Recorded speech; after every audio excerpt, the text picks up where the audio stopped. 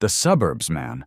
They sell it to you as the American dream, which is really just a 30-year mortgage on a half-acre of crabgrass, a 2-car garage filled with stuff you haven't seen in a decade, and a neighbor who keeps a spreadsheet of how many times your dog barks. But that Saturday, that one perfect, sun-drenched Saturday in May, none of that mattered. That Saturday, the dream was real. The air was sweet, with the smell of my neighbor Gary's over-fertilized lawn. The sky was that impossible shade of blue you only get in cartoons. And I was in the backyard with my daughter, Lily, who is 8 years old and already smarter than I am. "Dad," she said, holding up a piece of construction paper with the seriousness of an architect presenting a blueprint to a board of investors. I drew it. It's ready.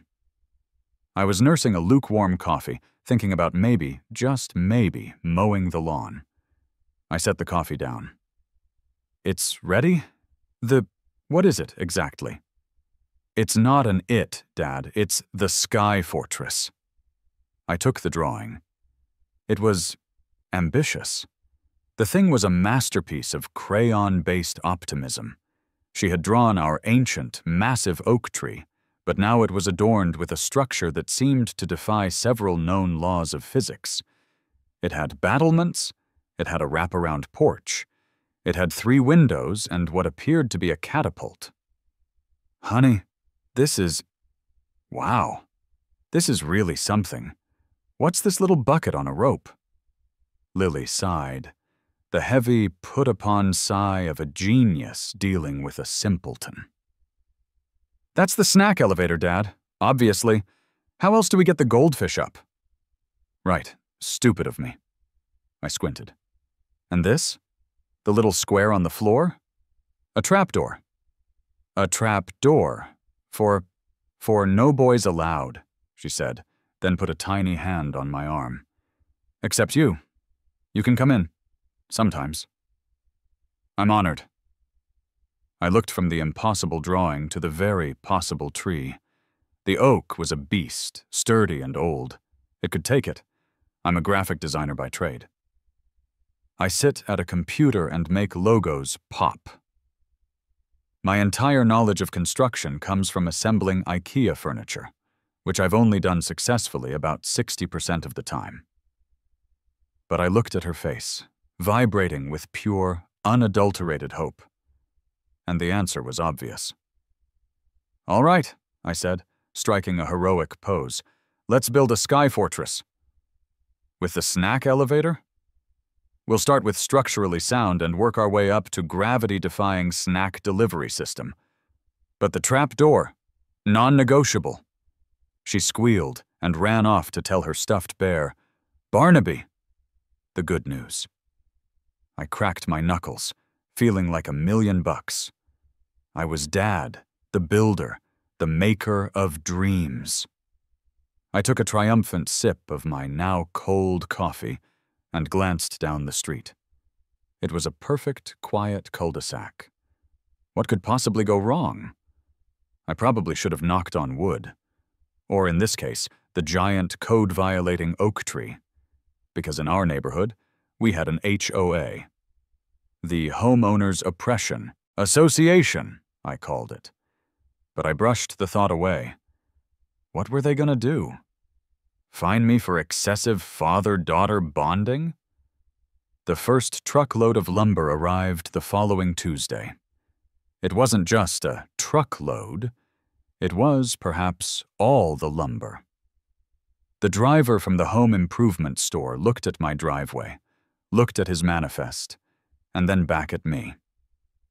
"You building a deck, man?" "Something like that," I said, trying to sound casual, like I wrestled 2x6s into submission every morning. "A big deck," he muttered, tilting the flatbed.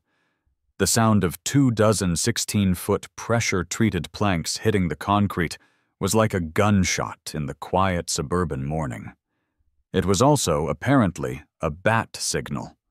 Before the driver had even put his truck in gear, she was there, strolling across my lawn, completely ignoring the "keep off the grass, I'm trying here" sign. Brenda.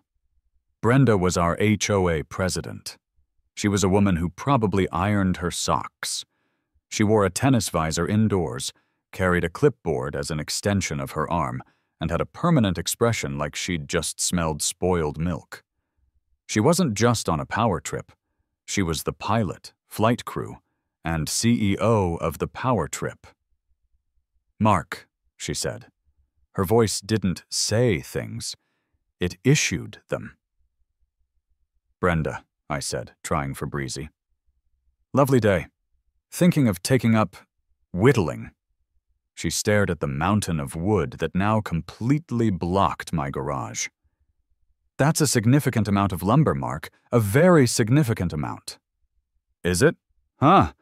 Guess I overordered. You know how it is. Measure once, cut 20 times. Wait, that's not it." Brenda was not amused. She tapped her clipboard with a pen that clicked with terrifying authority. "You're not planning on altering your property's aesthetic harmony, are you?" "Aesthetic harmony? Brenda, I'm just, a squirrel picnic table. A really big one for, big squirrels, obese squirrels. It's a problem in this neighborhood. All the bird feeders." She didn't smile. I don't think her face was physically capable of it. All detached structures require pre-approval from the Architectural Review Committee. I don't see an application on file. "Oh, this isn't a structure. It's a childhood dream. An arboreal installation. Pretty sure that's grandfathered in under the being a decent human clause." "There is no being a decent human clause, Mark." She made a furious note on her clipboard. "I'll be watching." She spun on her sensible New Balance sneakers and marched away. I waited until her door clicked shut. Phew, she's a charmer.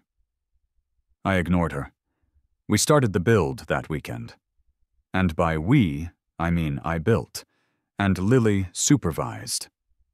It was a disaster. I hit my thumb with the hammer so hard I'm pretty sure I saw my ancestors. The spirit level I bought was, I discovered 3 hours in, defective. Or maybe the earth was just tilted. Everything was slightly off. But Lily was having the time of her life. She painted bright blue flowers on the support beams. She tested the floorboards by jumping on them. She designated one corner as the snackatory. It took 2 full weekends of sweat, swearing, quietly after Lily went inside, and multiple viewings of how to frame a wall on YouTube. But finally, it was done. It was glorious. It was crooked. It was way too big. It was painted an aggressive shade of, oops, I forgot to shake the can blue, with random yellow and pink flowers courtesy of my co-builder. The roof was slightly slanted to the left, which I told Lily was for rain drainage, not because Dad can't cut 2 boards the same length. It was perfect. Lily scrambled up the ladder. I'd bought one, the plans for a rope and pulley-based elevator, being a bit beyond me, and vanished inside. "It's the best! I can see Gary's bald spot," I heard Gary yell. "Hey!" from 2 yards over. "We have to be nice to our neighbors, honey," I called up, beaming. I had done it. I was a man. I had built a thing. I was basically a modern-day frontiersman. The victory lasted exactly 1 day. I came home from work on Monday, whistling, thinking about my fortress, my kingdom. And then I saw it. It wasn't a normal letter. It was a stark white, business-sized envelope, affixed to my front door. It wasn't just taped. It was mummified in an aggressive, overlapping pattern of clear packing tape, as if to say, "You will no-tignore this." I ripped it off, taking a nice chunk of my door's forest green paint with it, It was from the Crestview Hills Homeowners Association. My hands were a little sweaty. I tore it open. It wasn't a letter. It was a declaration of war. "Violation notice!" it screamed in 24-point, all caps Times New Roman. "Dear Mr. Mark," my last name, "it has come to the attention of the board that an unapproved structure has been erected on your property. Per Article 4, Section B, Subsection Pre, detached structures, your unapproved tree fort constitutes an illegal second story." I stopped. I read that again. Illegal second story? The structure exceeds the maximum height allowance of 8 feet and possesses a permanent roof, classifying it as a secondary dwelling under the community bylaws. This structure is in direct violation of the Single-Family Residence Covenant. Secondary dwelling? Did they think I was planning on renting it out? Was Lily going to start an Airbnb for squirrels? The letter concluded with the kicker. "You have 14 days from the date of this notice to remediate, demolish the structure, or face daily fines of $100 retroactive to this date. A lien may be placed on your property for non-payment." I just stood there, on my own porch, a cold dread mixing with a white-hot, bubbling rage. 14 days. Demolish. Lien. I walked into the house, dazed. Lily ran up to me. "Dad, can we have dinner in the Sky Fortress?" I looked at her, then back at the letter. "An illegal second story?" said out loud. "Does my house know it has a little brother in the yard? Lily, they think your fort is a duplex. They think you're a landlord." Lily just looked confused. "What's a landlord?" It's a Brenda, honey. It's a Brenda." The emergency HOA meeting was 3 days later. It was held, as all high-level tribunals are, in Brenda's beige-on-beige living room. The air smelled like potpourri and old rules. The board consisted of Brenda at the head of her dining room table and 2 other neighbors who looked like they'd been conscripted. There was Stan, a retired actuary who always looked vaguely surprised, and Marge, who mostly just knitted and nodded. They were the jury. Brenda was the judge and executioner. I walked in, holding the violation letter like a piece of toxic waste. "Evening, folks. Thanks for seeing me. Smells dusty in here, Brenda. New potpourri?"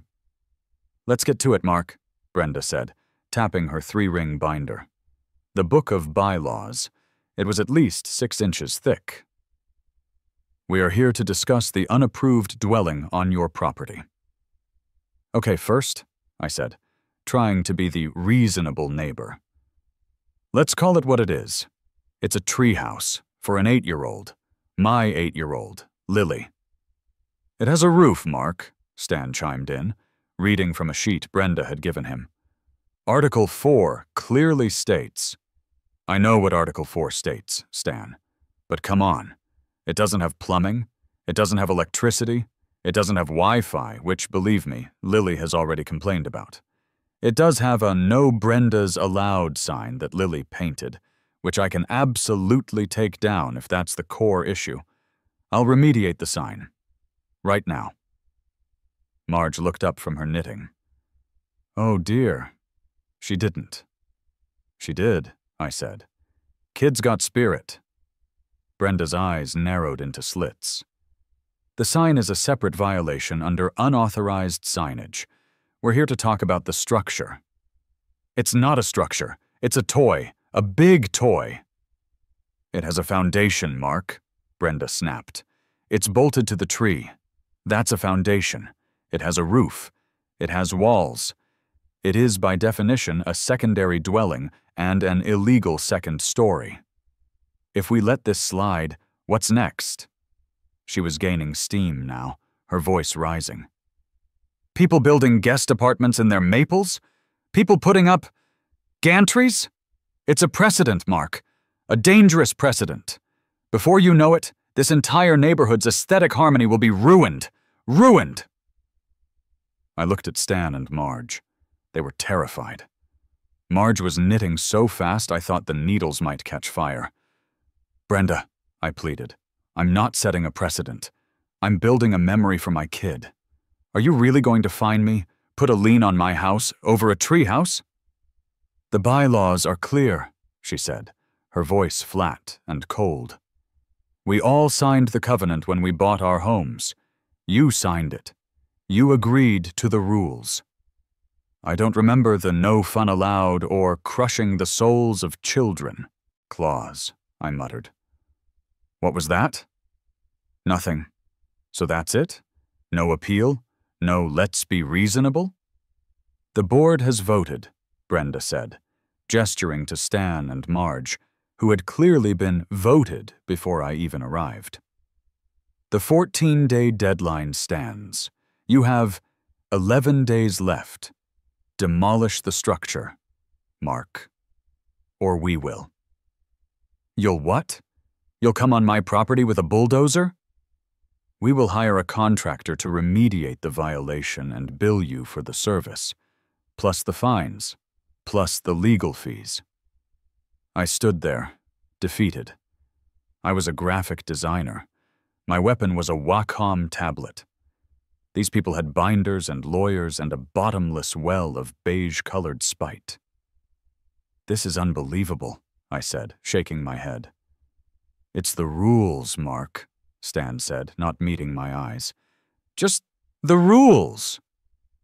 I walked out, the smell of dusty, judgmental potpourri following me all the way home.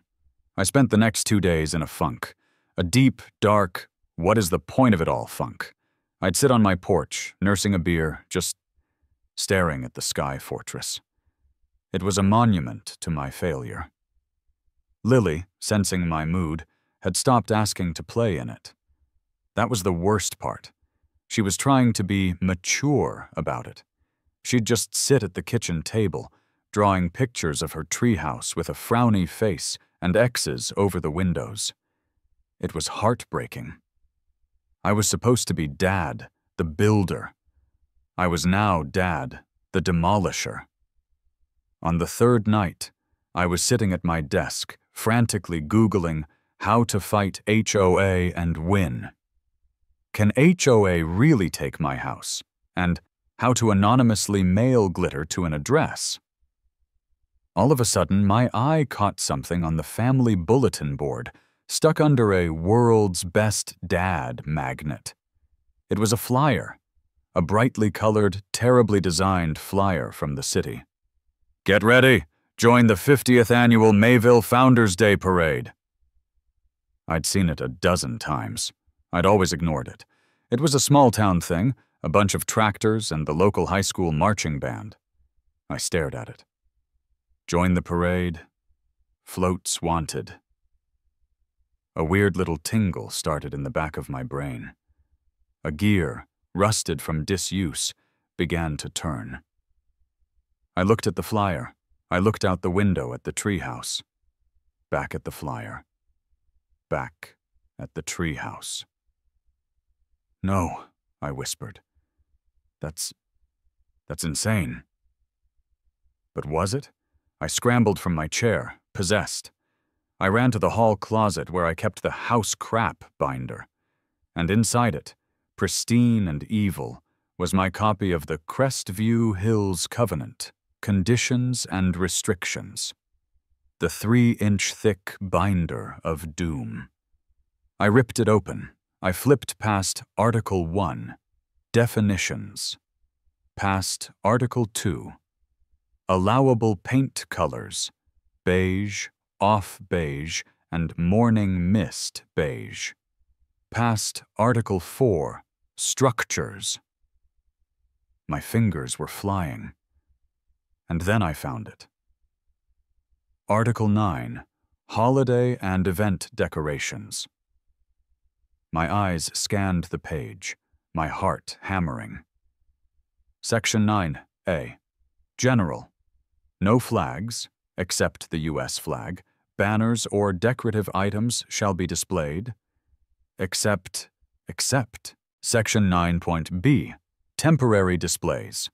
Temporary decorations for recognized holidays, e.g., Christmas, Hanukkah, Halloween, or recognized town events, e.g., Founders' Day, are exempt from Article 4, structures, and Article 6, signage, provided they are I, temporary in nature, 2, do not cause a nuisance, and 3, are removed within 30 days post-event. I read it again and again. Temporary decorations. Recognized town events, e.g. Founders' Day, are exempt from Article 4, structures. It wasn't a structure. It wasn't an illegal second story. It was a decoration. A grin, a slow, maniacal, slightly unhinged grin, spread across my face. I looked out the window at the sky fortress, no longer seeing a treehouse, but a 12-foot-tall, bright blue beacon of freedom. "Honey!" I yelled up the stairs. "Get your paintbrush!" "Why, Dad?" Lily's voice was small. "We're building a float." The grin stayed on my face all night. I slept like a baby, my dreams filled with blueprints and axle grease. The next morning, I was a man on a mission. I knew my limitations. I could assemble a Billy bookcase. I could not, however, turn a 1,000-pound treehouse into a temporary mobile decoration. For that, I needed a professional. I didn't look for Bob's handyman service. I needed someone grittier. I needed a guy who understood, on a spiritual level, that the rules are sometimes just suggestions. A quick search of local forums led me to one name: Sully's Garage and Welding. If it's metal and it's broke, we'll fix it. If it ain't broke, we'll make it faster. Perfect, I called. A voice that sounded like it ate gravel for breakfast answered. "Sully's." "Hi, Sully. My name is Mark. I have a weird job." "Weird pays extra. What is it?" "I need you to put wheels on my daughter's treehouse." There was a long, silent pause on the other end. I could hear what sounded like a large wrench being dropped. "Say again?" "I need you to weld a frame, with wheels and axles, that can be attached to a treehouse, and maybe hydraulics. It needs to be mobile." Another pause, then a low chuckle. "Where you at?" I gave him my address. "Be there in 20. Click. Sully arrived exactly 20 minutes later, not in a shiny van, but in a massive, ancient, rust-colored tow truck that looked like it had survived a war. He lumbered out of the cab. He was a giant of a man, easily 6'5", with a chest like a beer keg and arms like support beams. He wore grease-stained overalls, no shirt, and was chewing on an unlit cigar. He stalked into my backyard, stopped, and just stared. He stared at the treehouse. He stared at the oak. He stared at Brenda's house, which was visible just over the fence. "So," he grunted, rolling the cigar from one side of his mouth to the other. "You weren't kidding." "Nope. You want me to put that up there?" He pointed at the treehouse. "Wheels. Down here." He pointed at the ground. "Exactly," I said. "I need a steel chassis, heavy-duty axles. It has to be mobile. It doesn't need to go fast, but it has to move. Can you do it?" Sully looked at the treehouse again. He looked at me.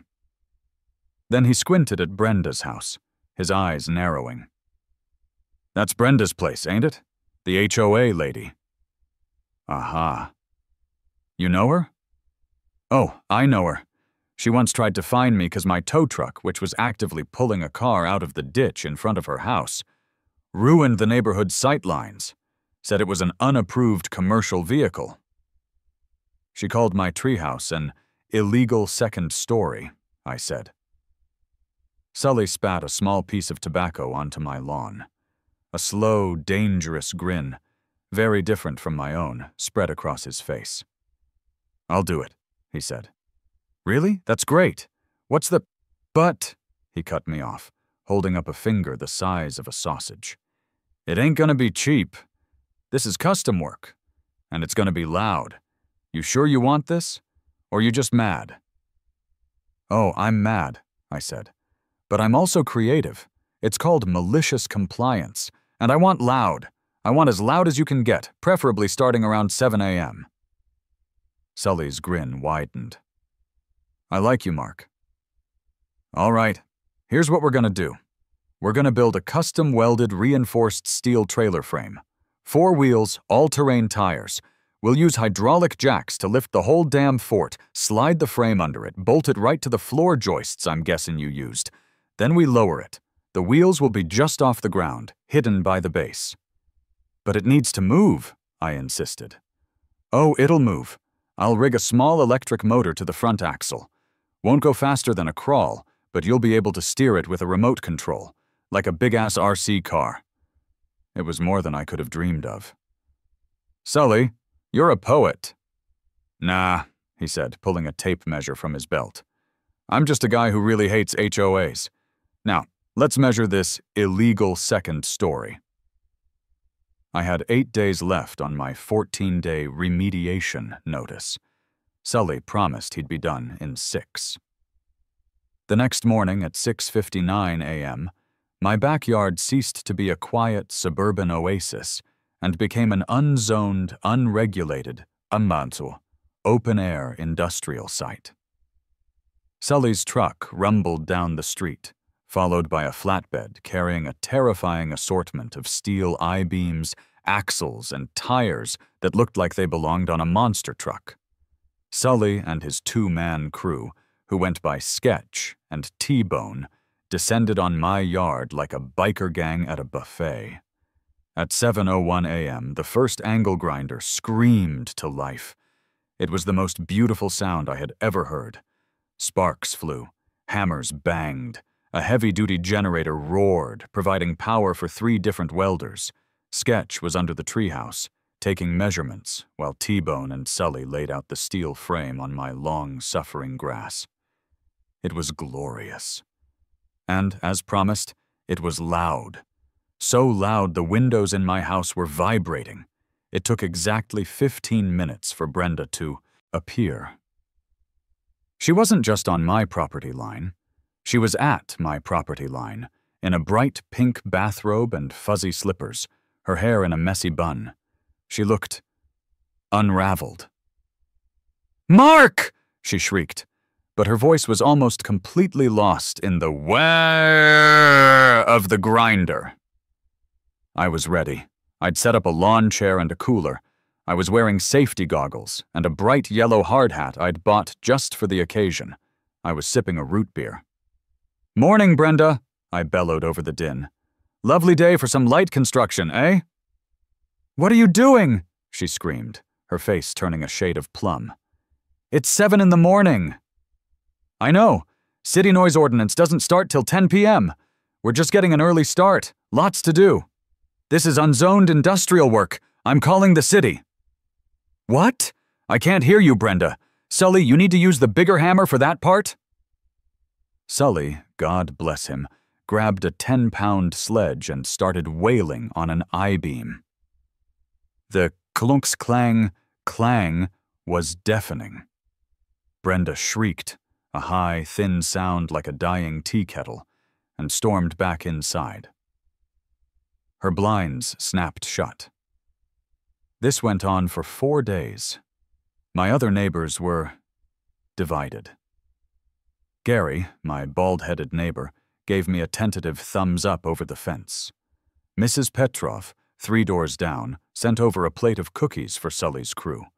But a few others just peeked through their blinds, terrified, as if a gang war had broken out.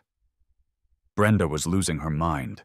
She would emerge at random intervals, phone in hand, filming us. "This is a violation," she'd yell. "Just remediating the structure like you asked, Brenda," I'd yell back, giving her a cheerful wave. "Making it non-permanent. You'll love it." Sully's team was, as he'd said, brilliant. They were artisans of spite.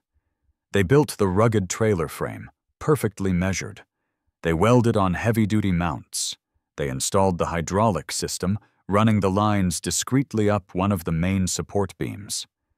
On day 5, they did the lift. Using 4 massive hydraulic jacks, they slowly, carefully lifted the entire 1,000-pound Sky Fortress 6 inches into the air.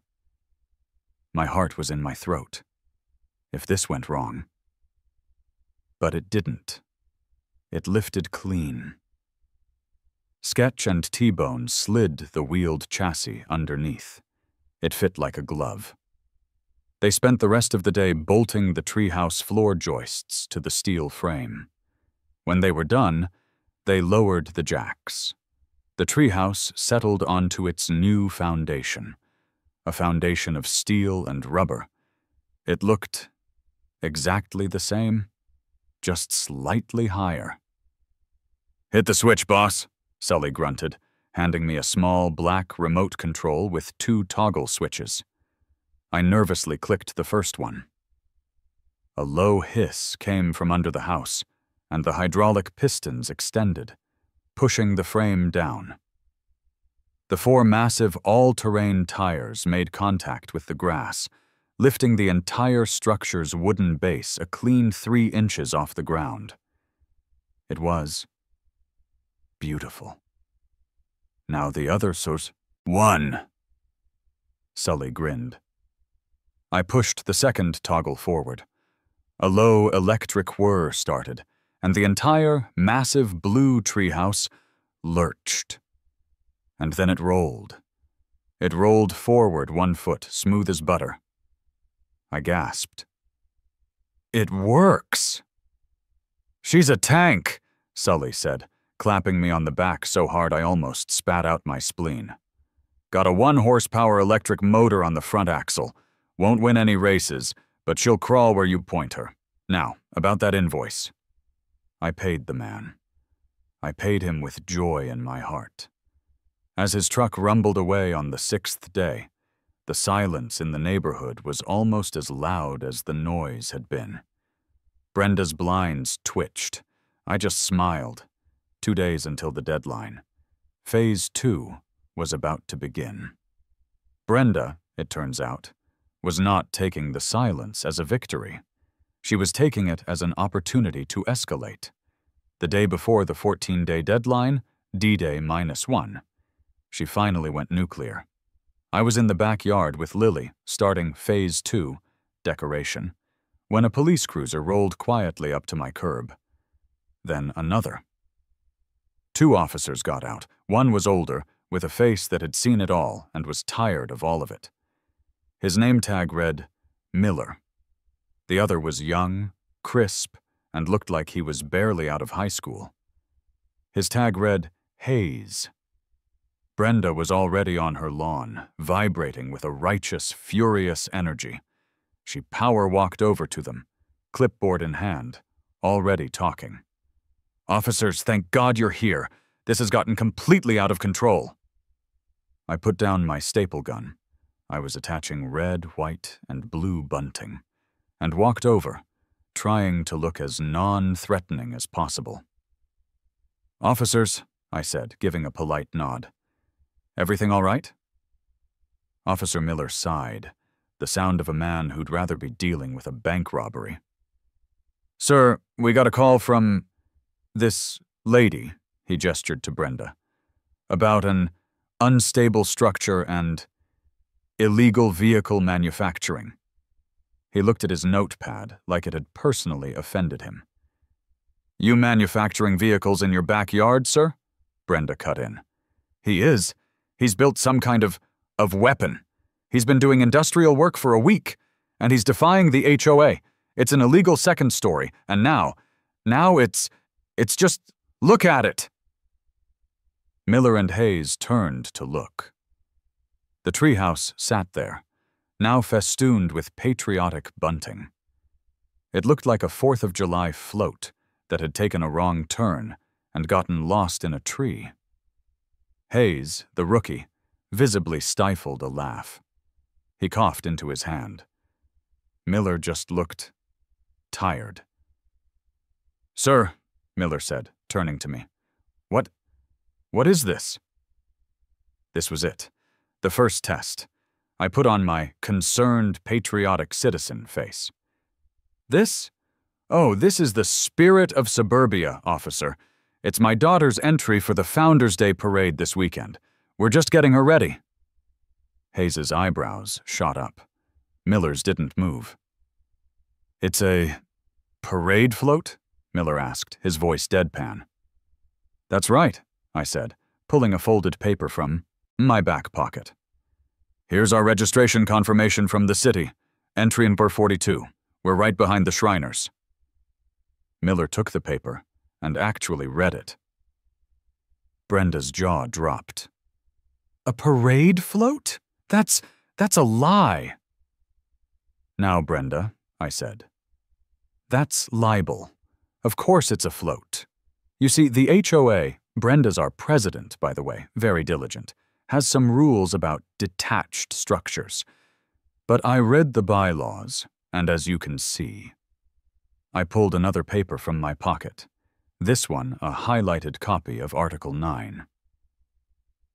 "Temporary displays for recognized town events are completely exempt, so we're just complying with the rules, making the structure temporary and mobile, complying." Officer Miller looked at the highlighted bylaw. He looked at the parade registration. He looked at the wheeled, bunting-covered, 12-foot-tall treehouse.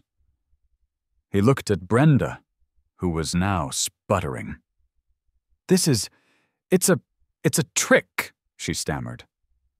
"Officer," I said, "I'm just a dad trying to build a float for his daughter.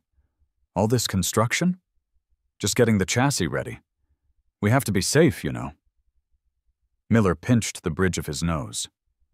"Sir, is this thing street legal? You're not planning on driving it on a public road, are you?" "Goodness, no," I said, feigning shock. "That would be highly illegal. It's a float. It's designed to go 2 miles per hour and be towed by my pickup truck in the parade, as per the parade rules." Miller turned to Brenda. His voice was gravel. "Ma'am, as far as I can see, no crime is being committed. It's on his property. It's not a vehicle by the state's definition, so it's not illegal manufacturing. It's a float. A very large, weird float. But it's a civil matter between you and him and your binder." He handed me back my papers. But he... "Ma'am," Miller said, his patience snapping. "Please stop calling 911 unless the float, I don't know, achieves flight or blocks traffic. Have a nice day, sir. Good luck in the parade." "Thank you, officers," I said cheerfully. Miller and Hayes walked back to their cruiser. As Hayes got in, I saw his shoulders shaking. He was definitely laughing. Brenda just stood there on the sidewalk, her face a mask of pure, impotent rage. "This isn't over, Mark," she hissed. Tomorrow is the deadline. I am bringing the entire board." "Great," I said. "Bring donuts. We're having the grand unveiling at 9 a.m. sharp. Don't be late." She made a sound like a deflating bagpipe and stormed back to her house. The deadline was tomorrow. Brenda's threat echoed in the air. The entire board. It was time to finish the masterpiece. "Lily," I yelled. "Operation Make It So Patriotic It Hurts is a go." The rest of the evening was a blur of chaotic, joyful decoration. This wasn't just about the loophole anymore. This was about theater. We wrapped the entire treehouse in the remaining red, white, and blue bunting.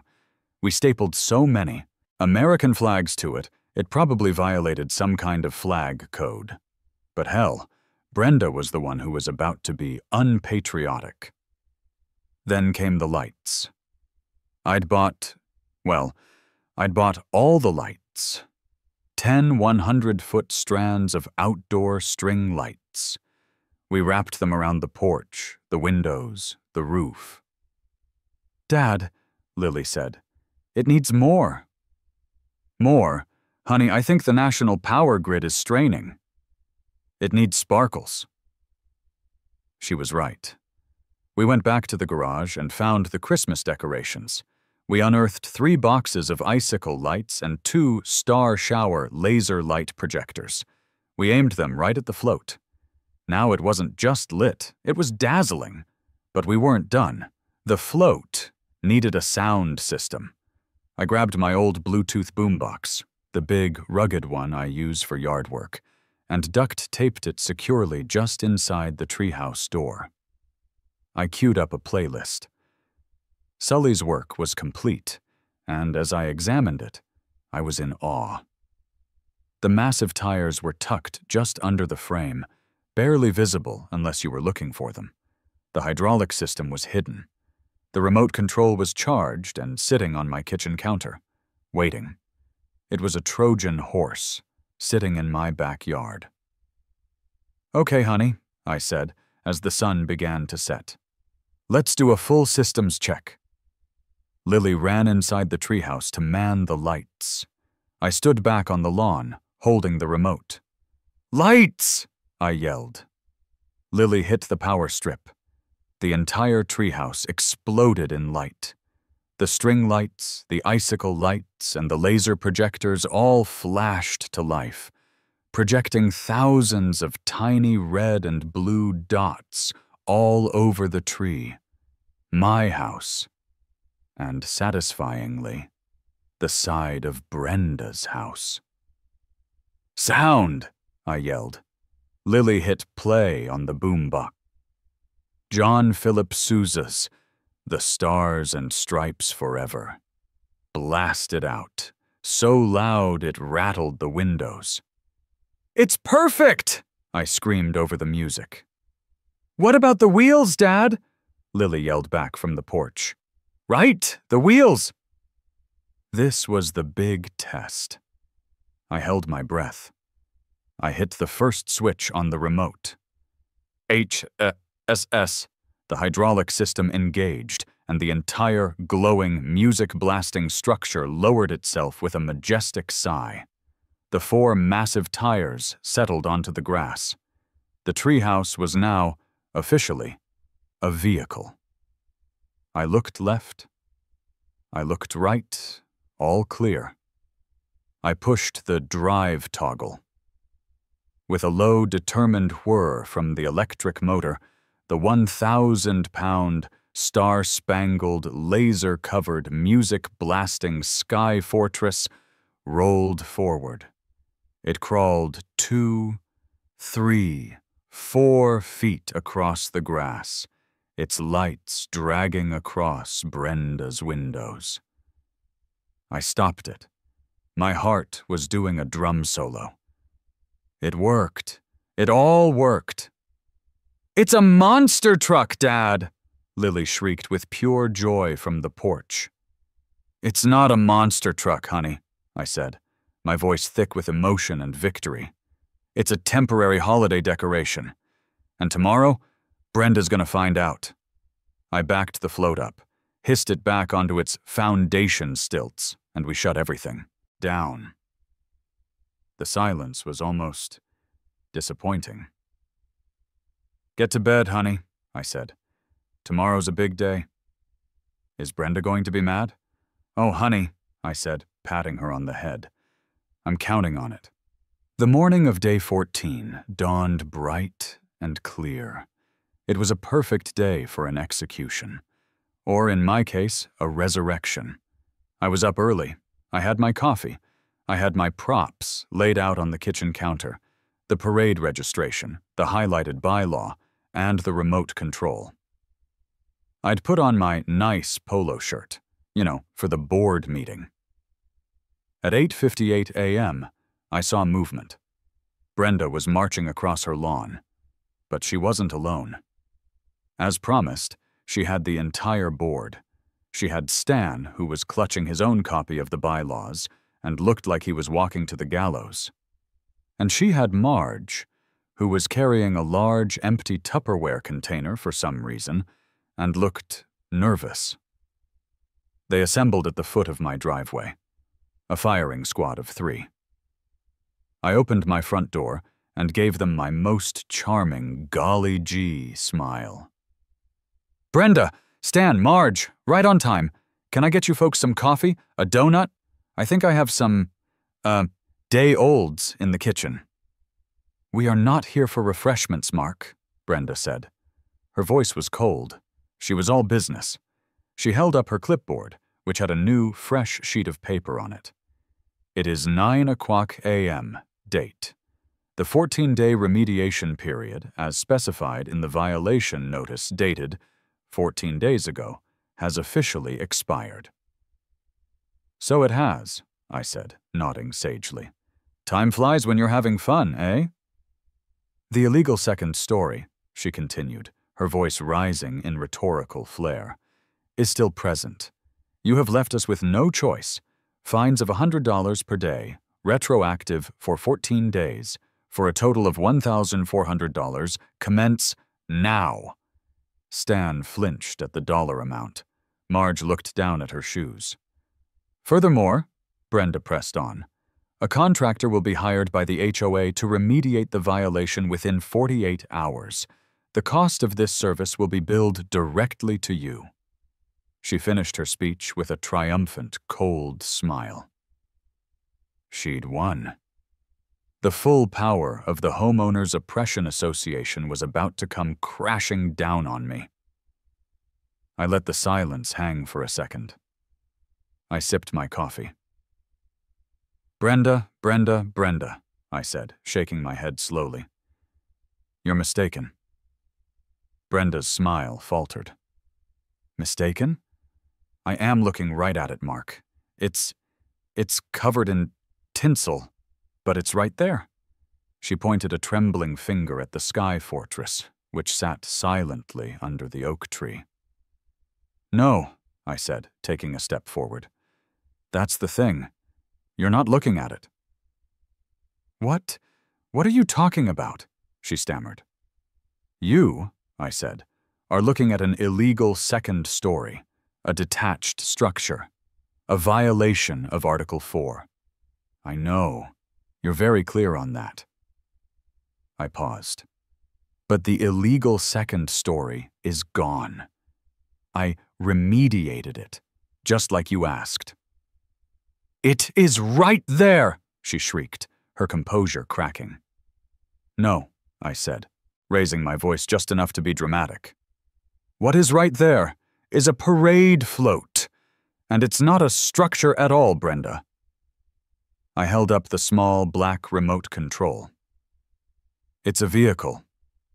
Brenda, Stan, and Marge just stared at the remote. They had no idea what it was. "Observe," I said, feeling like a suburban magician about to pull off his greatest trick.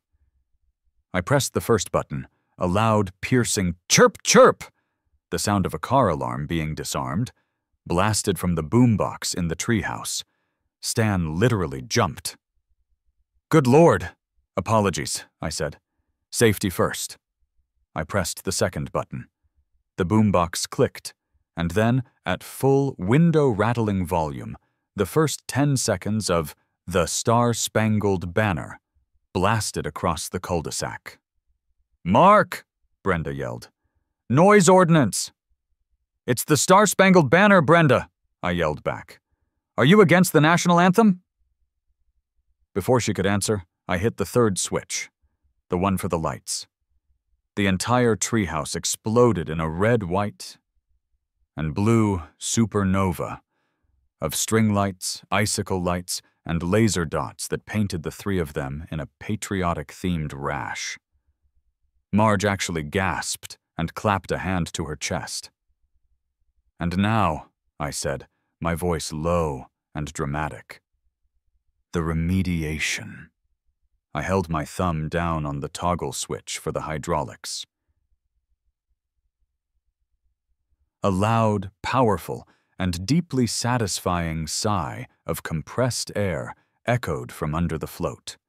The entire 12-foot-tall, glowing, music-blasting structure gracefully lowered itself, its full weight settling onto the 4 massive, all-terrain tires. Brenda's jaw was slack.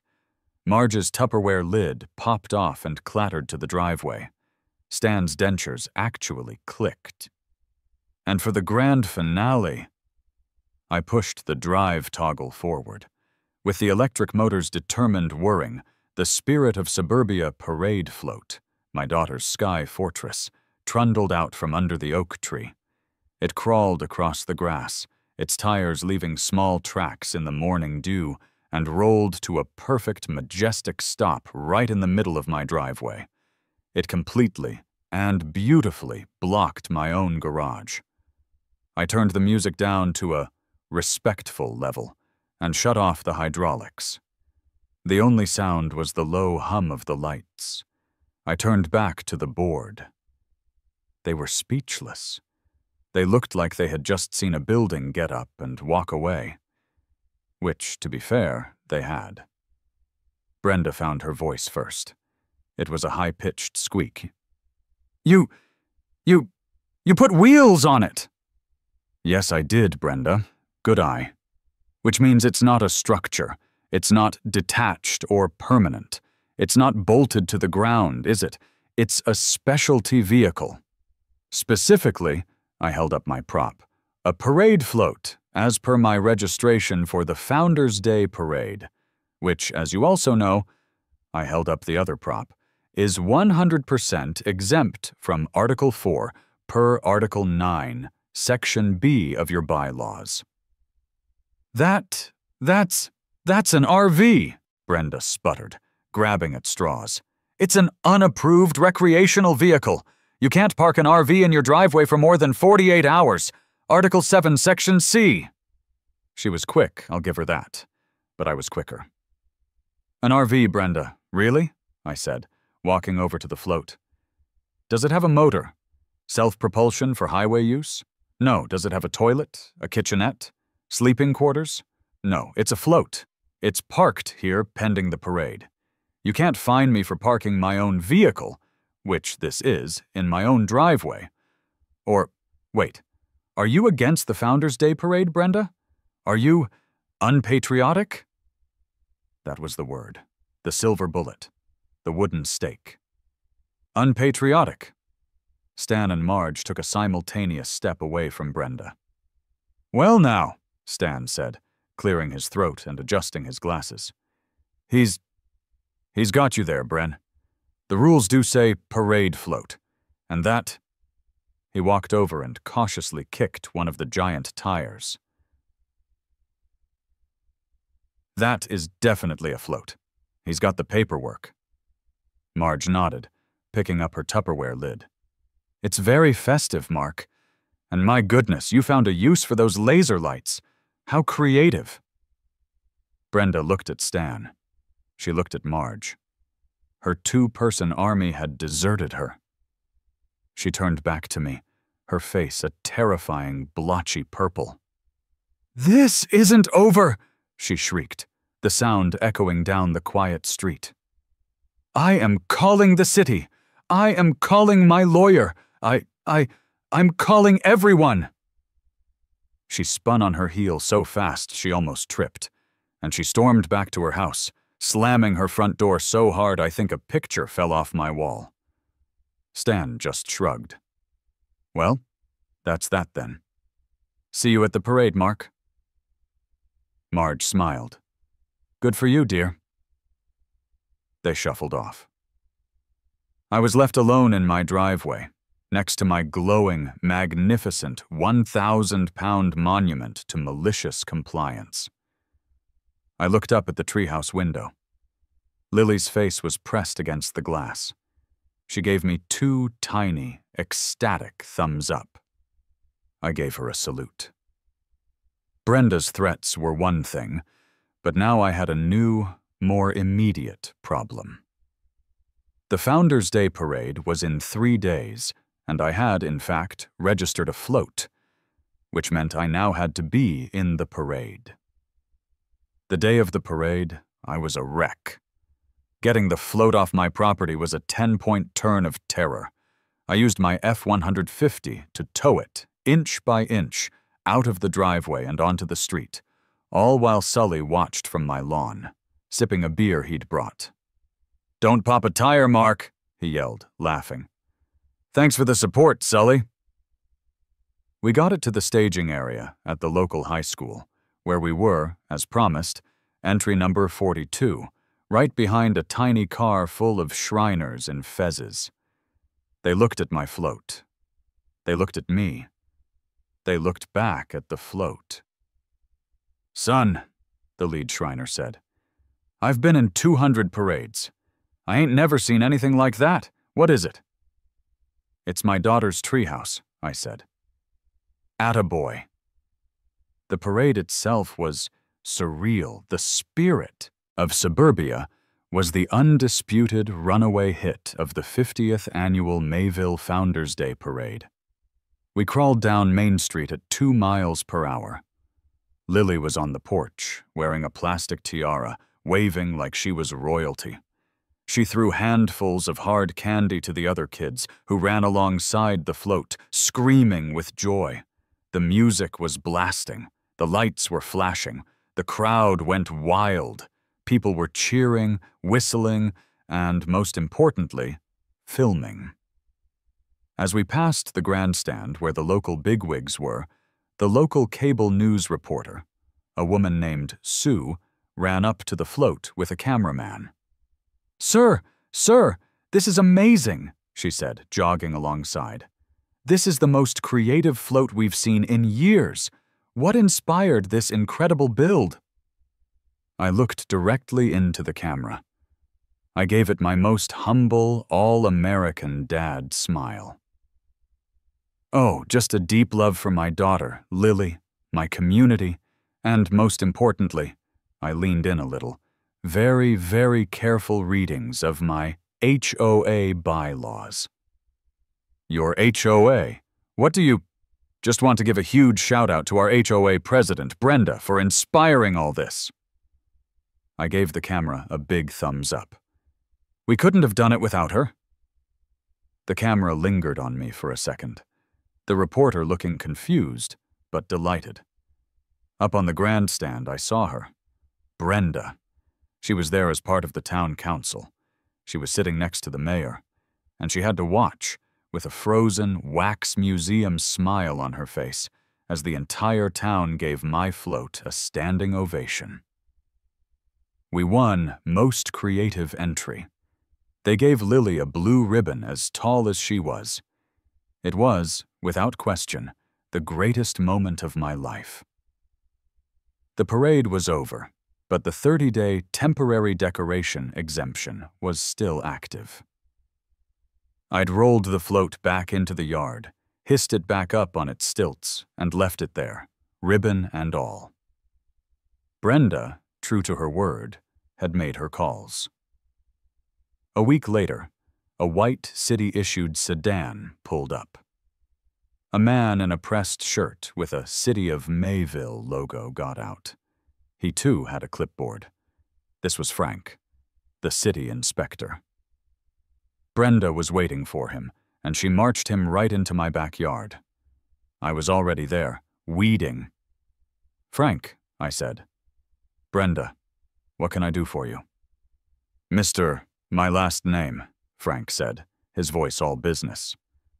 "I've received, several complaints about an unzoned structure, possible RV violation, and parade float on your property." "Ah, yes," I said. "That's her. The spirit of suburbia. She won Most Creative, you know." "So I've heard," Frank said, not smiling. He walked around the float. He looked at the wheels. He looked at the parade ribbon. He looked at the tree. He tapped the steel frame. This This is a treehouse on a trailer frame, sir. It's a parade float, Frank. It was in the parade. And here, I handed him the well-worn, dog-eared copy of the bylaw, are the HOA rules, Article 9, exempt. And here, I handed him the other sheet. Is the city, parade permit, all dotted and crossed. Frank read the HOA bylaw. He read it very slowly. He looked at Brenda. "Ma'am," he said, "your own rules define this. It's not a dwelling by city code. There's no utilities. It's not a permanent structure because it's on wheels. It's a specialty vehicle. A weird one, but there's no city code against this." But it's, Brenda stammered. "He's allowed to park his vehicle on his property, ma'am, especially since your own rules explicitly exempt it for 30 days post-event. If you want it gone," Frank said, sighing, "you'll have to amend your bylaws." He handed me back my papers. "Have a good day, sir, and congratulations on the ribbon." He walked away. It was over. I had won. The HOA was, in fact, forced to call an emergency meeting to rewrite Article 9, but it required a 30-day notice to all homeowners and a 2/3 majority vote. By the time the rule was changed, it now reads, "No parade float shall be larger than a golf cart." My 30-day exemption was over. But the new rule didn't say I had to demolish the float. The story ends 2 weeks after that. It's a perfect Saturday. The 30-day float exemption is over. The float is still there. It's parked back under the tree, but I've left it resting on its wheels, just as a non-permanent reminder. I'm up in the Sky Fortress with Lily. She's drawing. I'm reading a book. "Dad?" she says. "Snack elevator." I smile. "Roger that." I lower the bucket on the rope, I'd finally installed it, down to the ground, where my wife has left a bag of goldfish. I hoist it up. "Here you go, ma'am." "Thanks, Dad." I look out the window. Across the yard, through her own blinds, I can just make out the shape of Brenda. She's watching. Always watching. I give her a friendly little wave. She doesn't wave back. It's fine. She's already drafting a new rule about maximum tire size for non-automotive property and unapproved hydraulic systems. That's fine, too. I'm already looking at hot air balloon regulations.